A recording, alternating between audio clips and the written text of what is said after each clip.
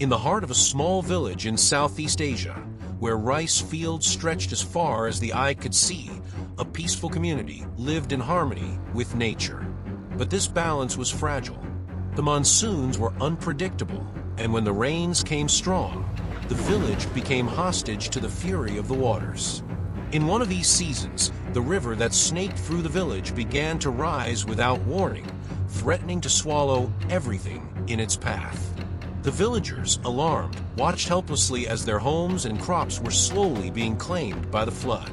Among them was Arun, an elderly farmer whose family had lived in the village for generations. He had seen many storms, but this one felt different, relentless, unforgiving. The rain hammered down without pause, and the river, once a life-giving force, had turned into a silent predator. Every hour, the water crept closer, inching toward the wooden houses perched on stilts. The villagers scrambled to reinforce barriers, but deep down, they knew their efforts were futile against nature's wrath. As the situation worsened, the village's last hope rested on a massive elephant named Suda. Raised in the village since she was a calf, Suda had grown into a gentle giant, loved by all. She was more than just an animal, she was family. But as the rain poured down and the river roared, even Suda seemed restless, sensing the looming catastrophe. Her large, intelligent eyes followed the frantic movements of the villagers as they rushed to save whatever they could. For days, the villagers tried to hold back the flood, but the water was relentless.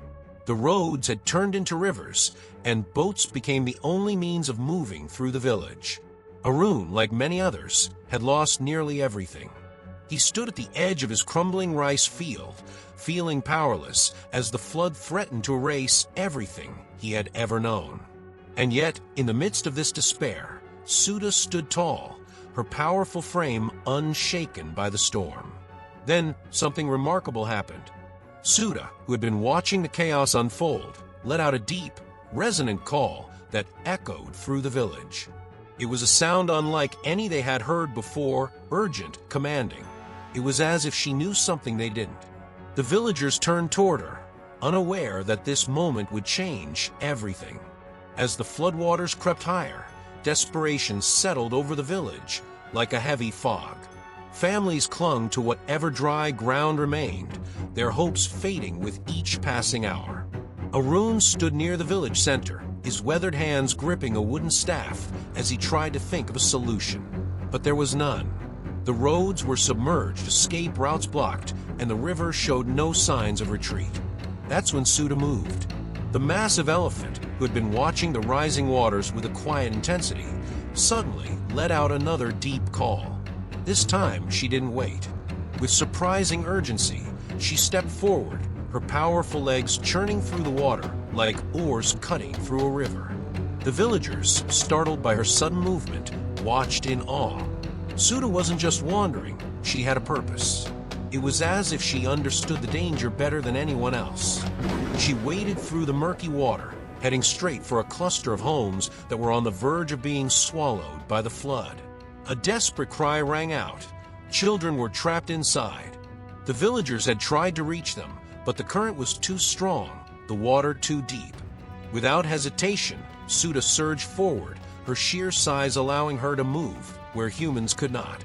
The villagers held their breath as she reached the house, the water now lapping at the rooftops. With careful precision, Suda wrapped her powerful trunk around the wooden beams of the home's support structure. The villagers could hardly believe what they were seeing. With a force only a creature of her size could possess, she began to pull, nudging the house towards slightly higher ground. The trapped children, wide-eyed and trembling, clung to the wooden beams as the elephant worked. It was slow, grueling, but it was working. By the time Suda had maneuvered the house to a safer position, the entire village had gathered, watching in stunned silence. She turned, her massive frame dripping with rain and river water, and let out a deep, reassuring rumble. The villagers erupted into cheers. For the first time in days, hope had returned. But Suda wasn't finished yet. She turned her head, her keen eyes scanning the village. There was more work to be done. Suda had always been a beloved part of the village, but on that storm-ridden night, she became their guardian. After saving the trapped children, she didn't stop. With unwavering determination, she trudged through the rising waters, seeking out more people in need. The villagers, inspired by her bravery, began to follow her lead. If an elephant could fight against the flood, so could they. Arun, despite his age, waded through the knee-high water, guiding families towards Suda. The elephant, as if sensing the urgency, lowered her massive frame, allowing frightened villagers, especially the elderly and small children, to climb onto her back. With careful steps, she carried them one by one to the safest patch of land left in the village. The bond between Suda and the people had always been strong, but now it felt unbreakable. For the first time since the flood began, the villagers saw a chance to fight back. Using ropes and wooden planks, they worked alongside Suda, reinforcing the remaining homes, dragging belongings to higher ground, and forming a human and elephant rescue team. What had once been fear and despair was slowly turning into determination and unity. Arun watched Suda closely, marveling at her instinct. She moved with purpose, knowing exactly where to go, who needed help, and how to use her strength without harming anyone. The way she extended her trunk to gently nudge people forward, the way she stood firm against the rushing waters, it was as if she had done this before, as if protecting this village was her mission. As the night stretched on, exhaustion weighed heavily on the villagers, but Suda never slowed down. She carried, lifted, and guided with a patience only an elephant could possess. And in those quiet moments between rescues, when she would turn her head toward the sky and let out a low, rumbling call, it felt like she was telling the storm itself, "You will not take them. Not on my watch." As dawn began to break, the rain showed no signs of stopping.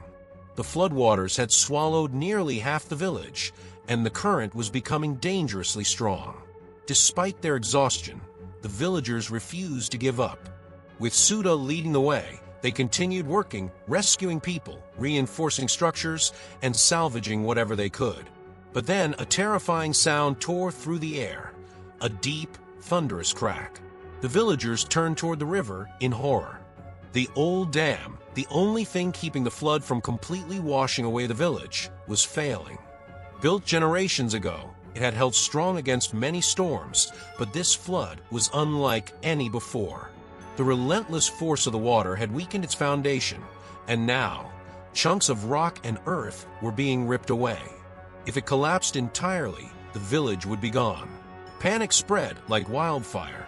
The villagers knew they had minutes, maybe less, before disaster struck. Arun felt his chest tighten. There was no way to reinforce the dam in time, and even if they could, the water was too powerful. But before he could voice his fears, Suda let out a deep, resonant roar and charged toward the crumbling structure. The villagers watched in stunned silence as the elephant reached the edge of the dam, her massive feet sinking slightly into the muddy ground. Without hesitation, she used her powerful trunk to lift heavy logs and debris, pushing them into the weakest parts of the structure. But it wasn't enough. The dam groaned under the pressure, ready to give way at any moment. Then, in an act of pure instinct, Suda did something extraordinary. She moved her colossal body into the gap, pressing herself against the damaged section, using her own weight to hold back the rushing water.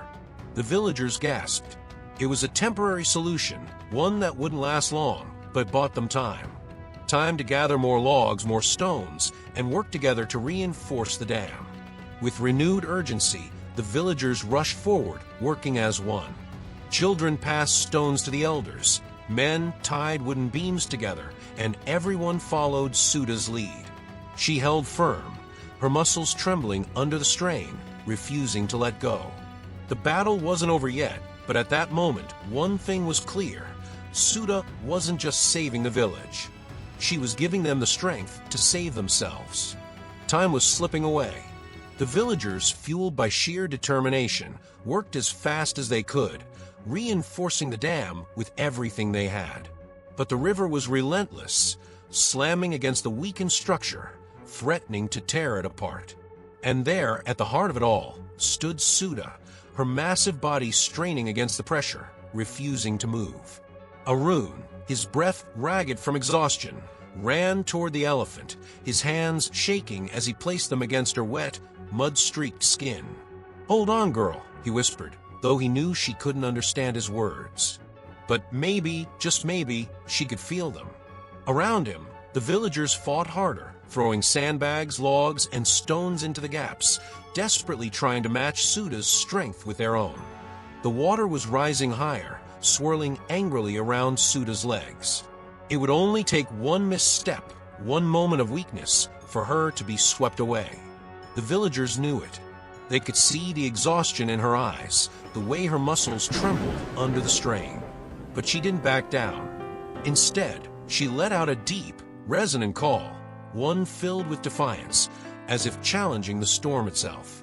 Then, something incredible happened. The dam, which had been seconds from total collapse, began to hold. The villagers' reinforcements were working. The extra support, combined with Suda's weight, was stabilizing the structure. Slowly, the relentless surge of water began to weaken, redirected back toward the river's course. The impossible was happening. They were winning. As the first rays of morning sunlight pierced through the dark storm clouds, a collective breath of relief spread through the village. The water level had stopped rising. The worst of the flood had passed. And there, standing tall and unshaken, was Suda. She had done it. With nothing but her strength, her instinct, and her unbreakable spirit, she had saved them all.